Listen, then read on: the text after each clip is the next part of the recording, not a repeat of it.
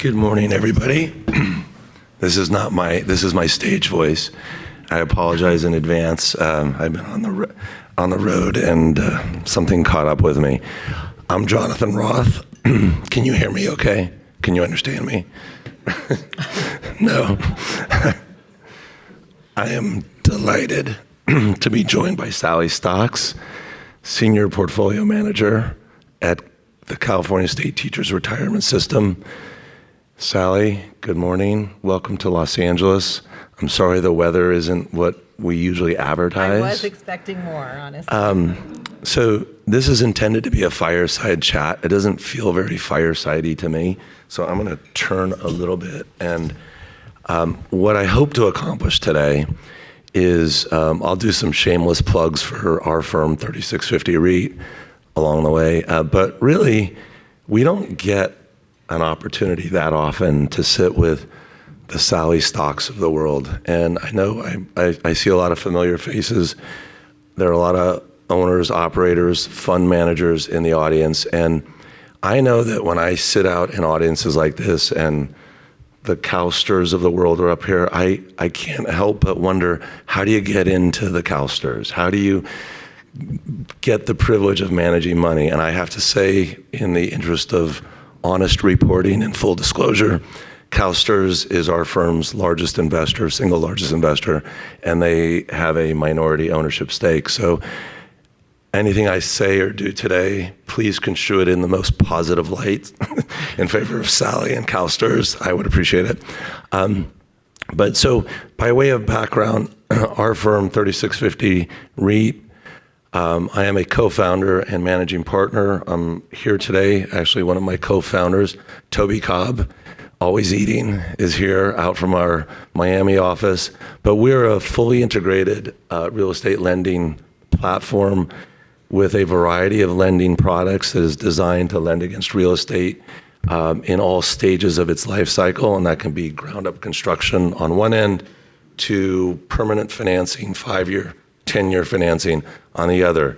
You may wonder why we call ourselves 3650, because for up to 3,650 days, we are your lender, and we place a very high value and importance on having a direct relationship with our borrowers. We service 100% of our portfolio, which today is about 17 billion in size. And what I hope you get from this conversation today is some real insight as to, we are a manager on behalf of CalSTRS. I've had a 25-year relationship with CalSTRS, and really want to dig down and understand your life, Sally, at the system, and what makes you tick and what makes the system tick. So to put it into context, CalSTRS is 300 Today, we hit an all-time high, 350 billion. Wow, and the real estate portfolio? Real estate's sitting today at 48 billion. So it's about 13.5% against our target of 15%. So that means there's about 5 billion to go. We have capacity if somebody will unlock that for us. The gatekeepers are holding us back right now. So Sally, tell us your role. You've been recently promoted to Senior Portfolio Manager. What does that mean? So maybe I'll just take a step back. My relationship with CalSTRS goes back about 10 years. I was at Invesco. Prior to that, I was at Reef, which is part of Deutsche Bank. Invesco called me in 2011 and said, there are RFP searches right now for CalPERS, CalSTRS, and UC Regents. And we need a portfolio to lead the team. And the words that were not spoken were, and we're 6 white guys from Dallas, and it would be very helpful to us in this process to have some diversity, which I thought was really astute, because there's so much diversity across the public plans. So we ended up winning all 3 of those mandates, and throughout my 10 years at Invesco, worked on those in varying degrees.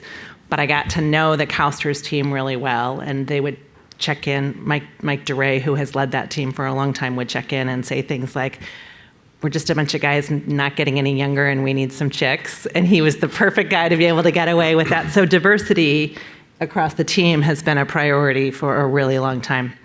So I joined during the pandemic.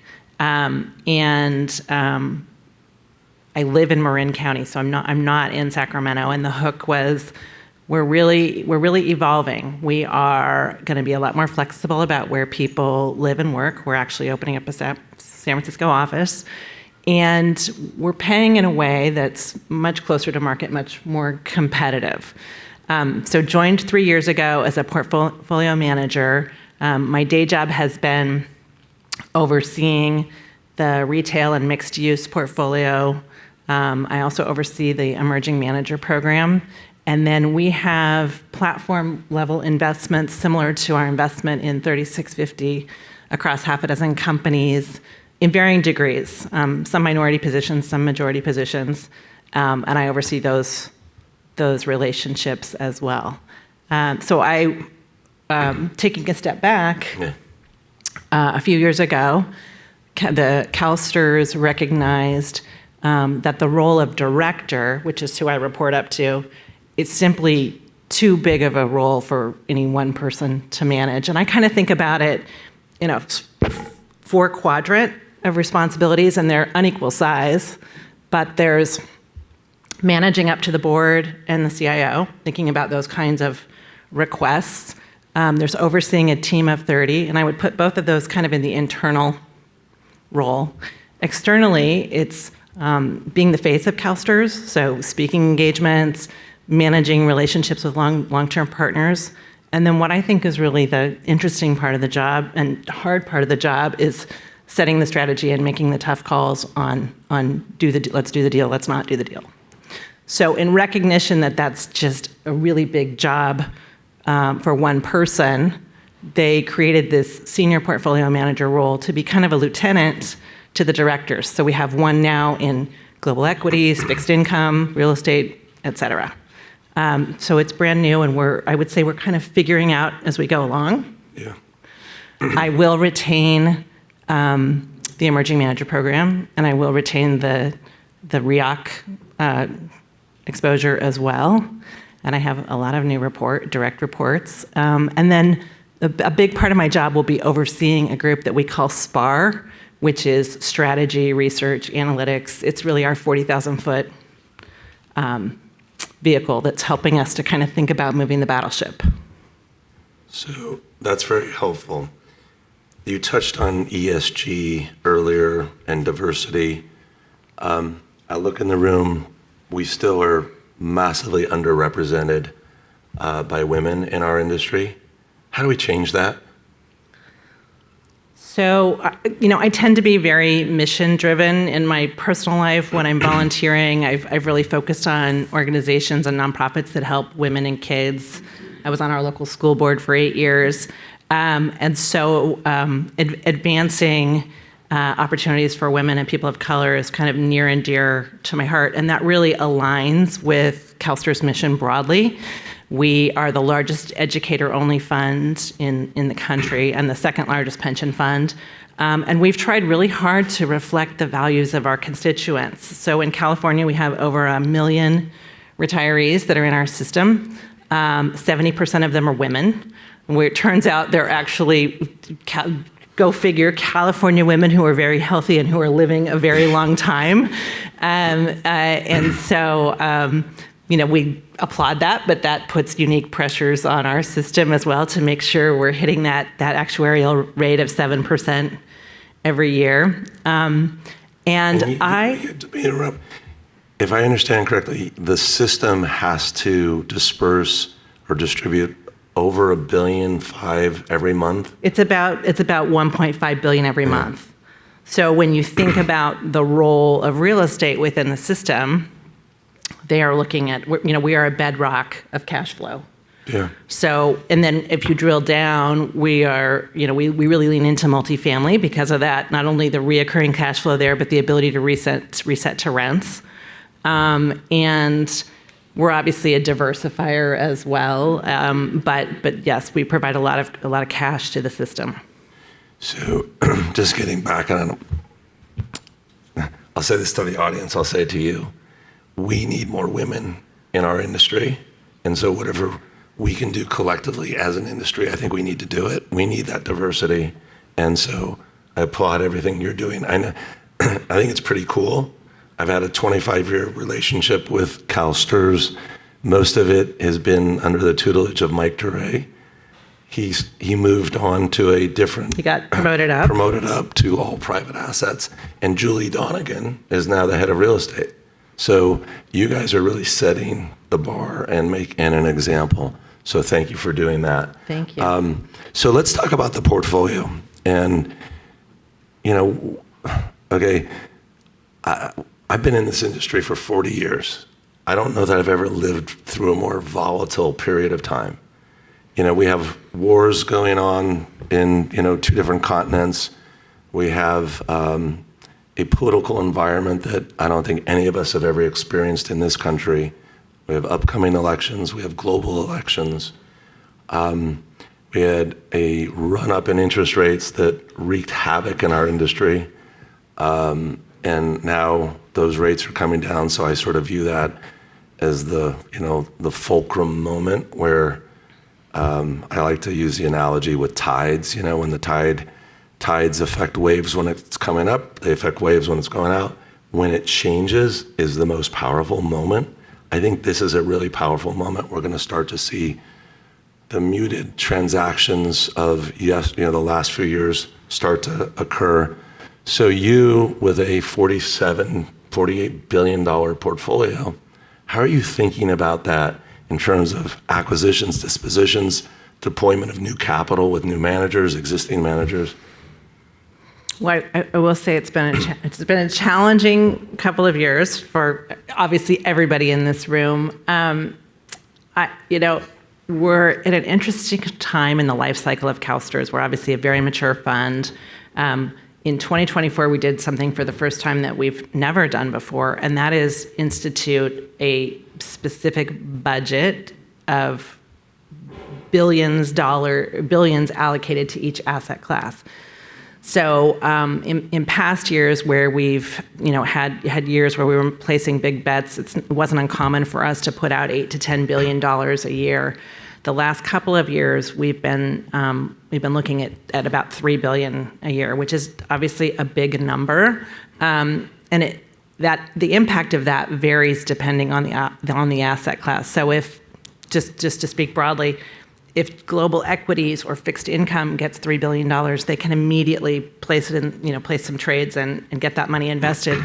For real estate, when we get an allocation like that, we have to look at the needs of our portfolio. So in a time frame like we've been experiencing, we've had to, pay down loans. We've had to replenish interest reserves. We've had unexpected CapEx. It's things that eat into that allotment. So it really further decreases the amount of new money that we've been able to put to work. So just sort of an added challenge. We are kind of pounding the table that we think we're in a terrific vintage year environment. And all the data shows that, this is when you want to start investing.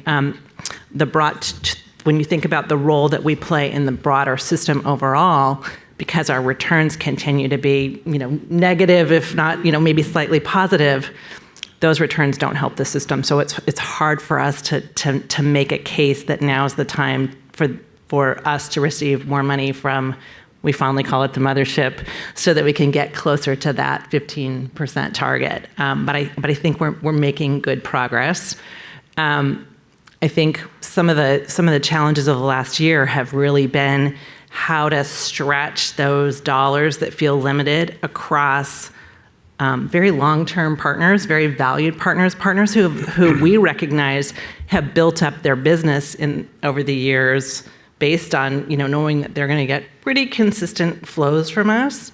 And so as we've had to sort of turn off the spigot or dial it back down to many of our partners, we don't take that lightly. It's been hard.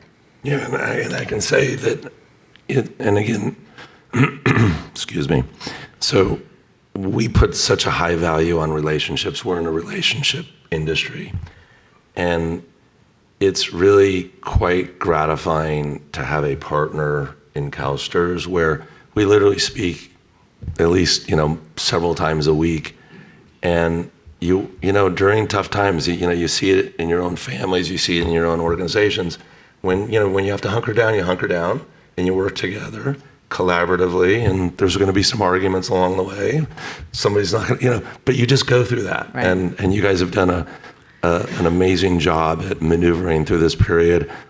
I do believe that we're still going to go through a period of, this is an interesting topic, if you own a portfolio of stocks and bonds, you can go on Bloomberg and figure out what it's worth right now.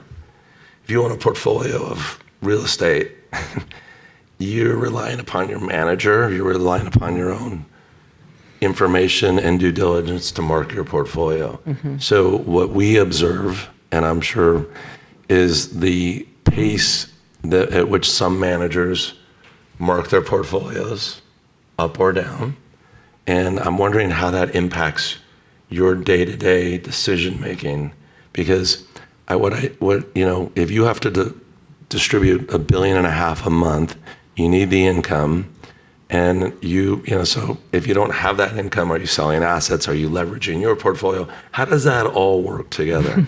Well, you sort of think about the arrows in your quiver, right? There's a lot of different tools that we rely upon. Sales have been relatively tepid, as we all know. We're cautiously optimistic that with the rate cut, it will minimize that bid-ask spread that has made things sort of frozen.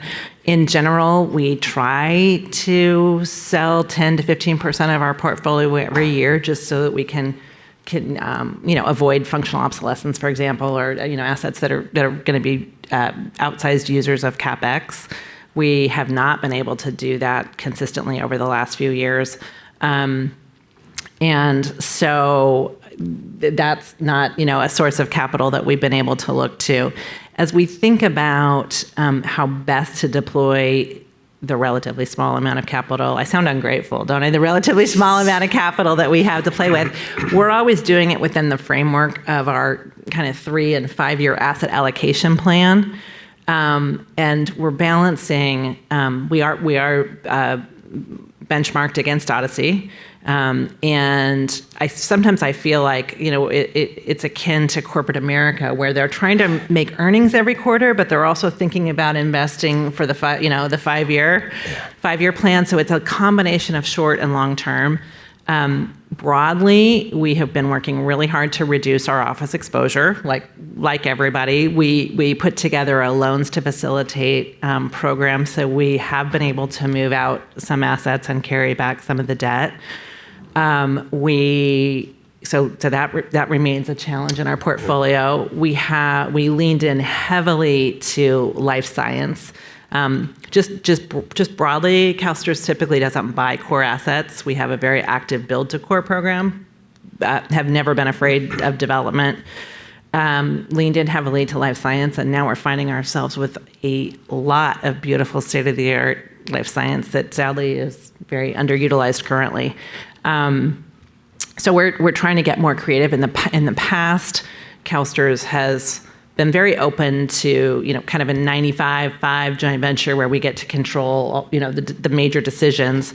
And more recently, we've started working kind of hand in glove with other, often foreign capital in more of a 49-49-2 structure, which has all kinds of benefits from a portfolio construction to get more exposure across a diverse asset base. And some of the partners that we work with, we work with GIC, and I'm always amazed at the talent within their organization that we can learn from as well. So we're finding that to be something that we're going to lean into more in the future. Our exposure to alternatives, whether it's senior housing, data centers, self-storage, is really small. And so that's a priority for us.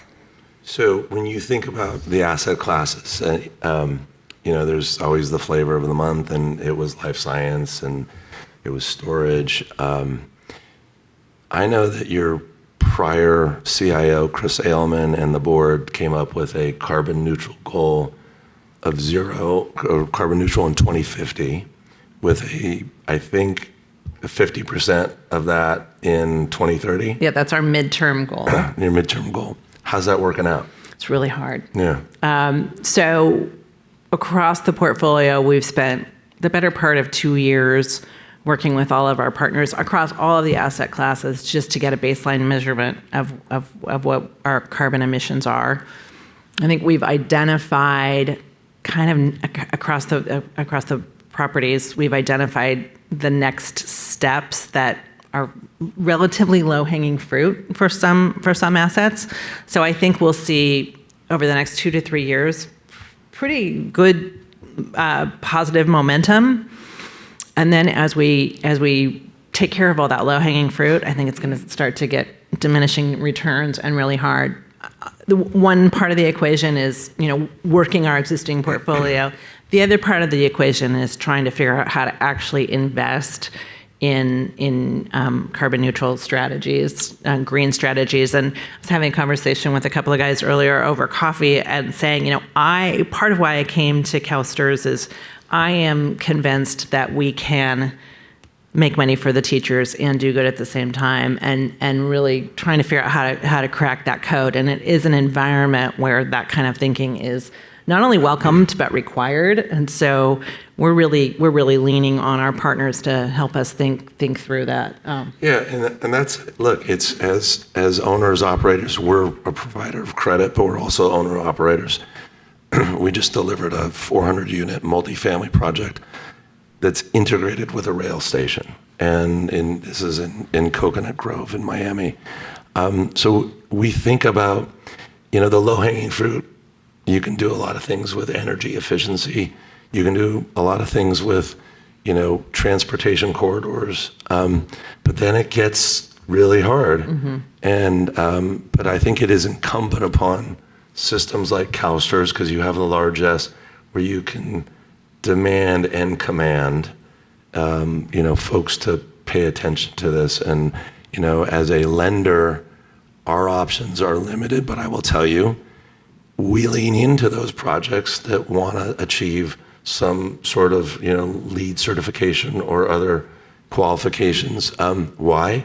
It makes good economic sense, because institutions you're gonna stay away from those assets that don't meet that criteria.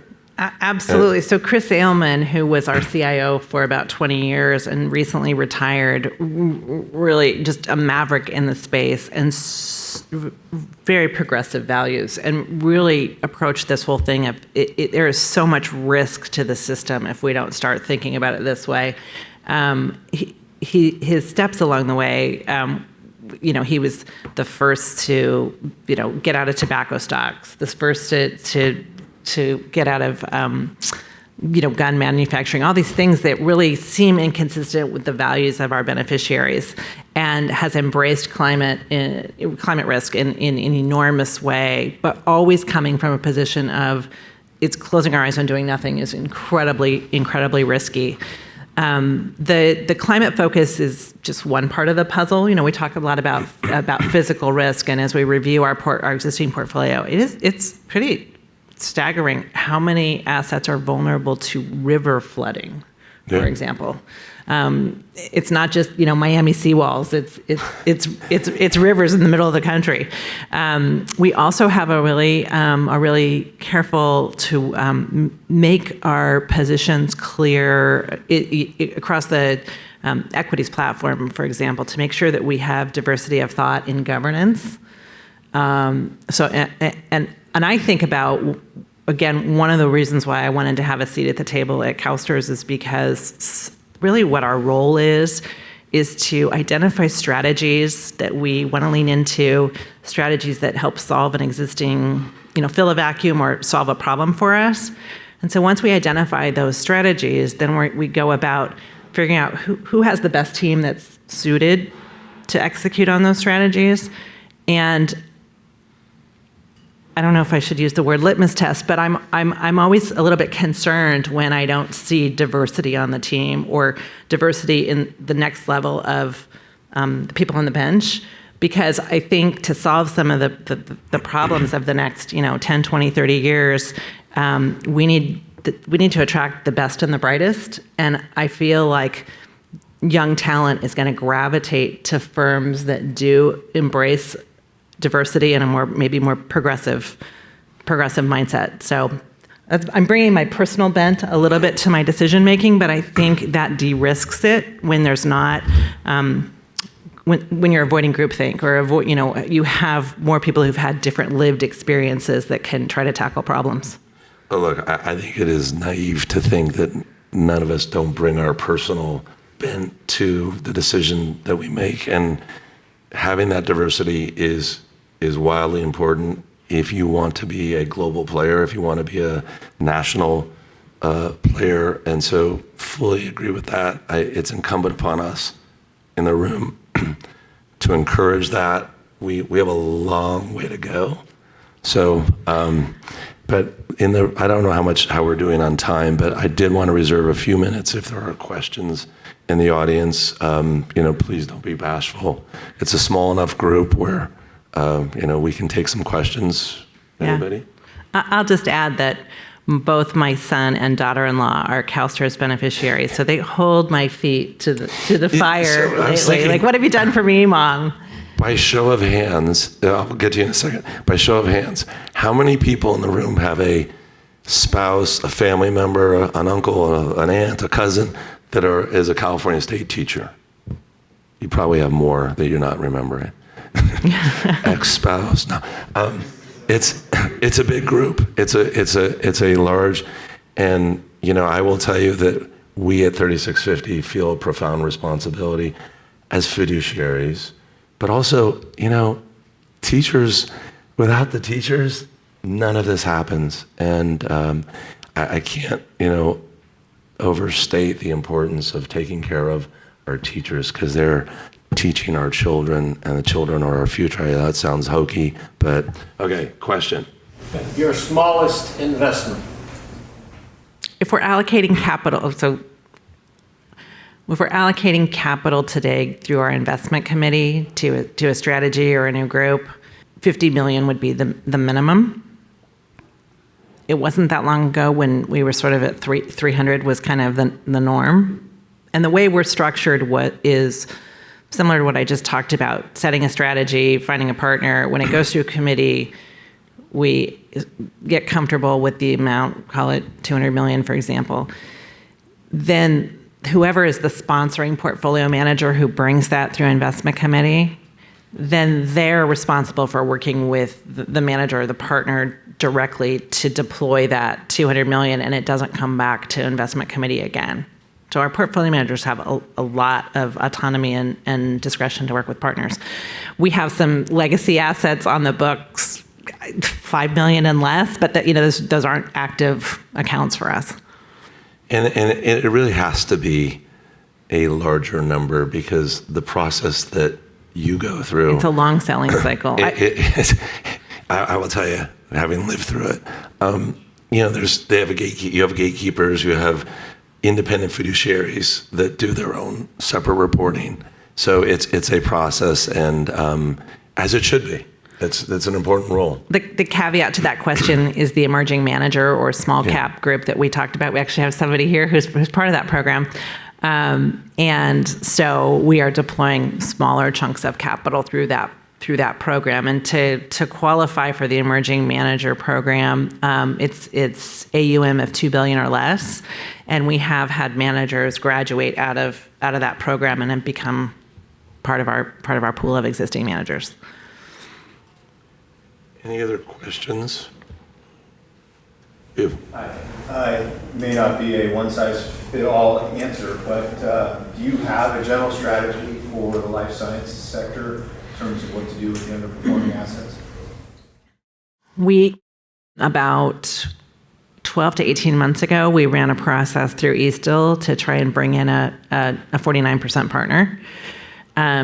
We had a lot, and we set up the portfolio so that we were offering was a mix of, core, fully stabilized, all the way through the risk spectrum up to land that was held for future development. We had a lot of interest. and we couldn't get comfortable with the bid-ask spread. So I think we are starting to see green shoots within life science, and the conversations that I've had recently with brokers are really saying where transactions are moving is very barbelled. So if you have any that you don't have confidence in, now is the time to shed them. The best of the best are getting many bids. As far as a magic answer to get at least, there's a lot of pent-up demand. We're hearing of groups that have received FDA approval but don't have the funding. The numbers I heard were something like a typical pattern is like about 100 groups having FDA approval and waiting for their next sort of go-forward move. That number is up around 275 right now. So we're hopeful that venture funding will start to move.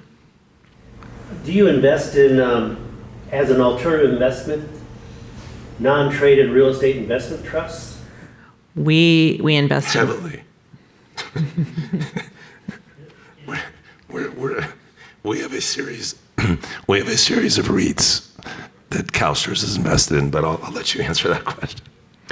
Traditional REIT exposure is relatively small within our portfolio, but we do have a sleeve. I mentioned, and it's very tactical, trading out. Over the years, there's been a lot of back and forth within our broad team about whether or not REITs should be an area of focus for us because of whether or not they really belong in global equities. So some exposure. I mentioned that we're benchmarked against Odyssey. We're sort of benchmark aware, but we have placed a lot of bets outside of Odyssey. Roughly 15% of our portfolio is international. About 9% of our portfolio is in private credit. We have a fairly sizable allocation to for sale housing, which, despite high interest rates, has been doing phenomenally well. So, Mr. Cobb. Sally, we have a thesis that commercial real estate credit will take much the same path as corporate credit. And so if you look back in the wake of the global financial crisis, we went from corporate credit being provided predominantly by the global banks, upwards of 80% of corporate credit originated by the banks pre-GFC. Today, the vast majority, upwards of 80%, is provided by the likes of Ares and KKR and Blackstone, et cetera, right? And the regulatory authorities were a big help, if you will, moving that lending off bank balance sheet and into private credit providers. And some argue that it's not as well governed. I would argue, frankly, that it is a much better match of long-dated assets and long-dated liabilities. Anybody who ever took a finance class knows that's 101. We see that happening in corporate credit, and I know by our position that you have created a joint venture with fixed income to help take advantage of that. Could you share a little bit about that with the teams? I think it's a cool and interesting thing that you've done.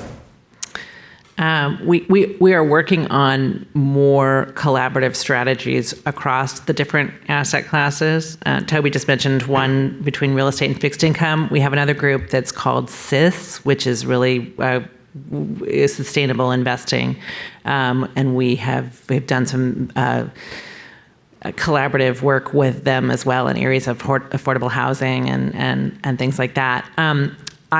I would definitely say there's some movement and some money behind the movement for us to be focused on private credit across our entire system, not just heavily focused within real estate. So it's getting quite a bit of focus.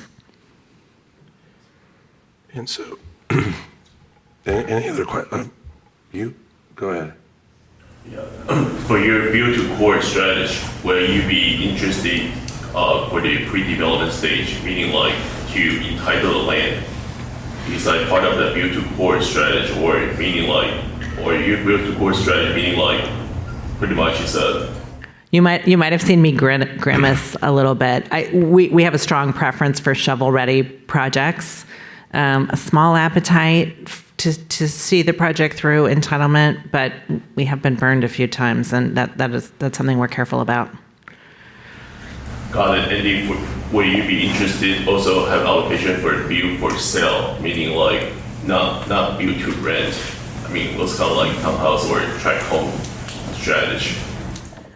Within our for sale housing portfolio, we work with housing developers, buying finished lots from them, and then sell out through that. Thank you. Okay, I think we have time for one more question. With the incredible demand for housing, many communities are converting their commercial space into housing and incenting owners and developers to, play a role there, do that. Are you, behind that? Would you help in that endeavor?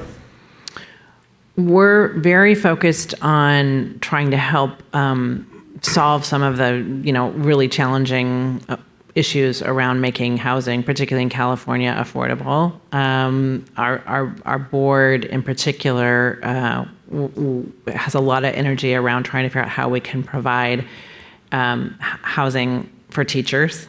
It's a very complicated problem that raises all kinds of, even issues that you wouldn't even sort of think of in first glance, like fair housing, if you said this is teacher housing.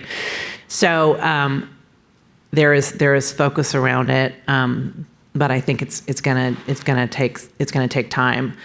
Just broadly, we within our housing portfolio, we have a number of different strategies that are targeted at people earning between the 60% to 120 AMI, and are fully supportive of those strategies. So what I've observed over the years is that best ideas get attention within the system. The system doesn't necessarily move, excuse me, at lightning speed, but it gets, and look, you can't. You're just too big. But I would say relative to other firms, you guys move pretty quickly, given your size and your largesse. So we're getting the hook. Time is up.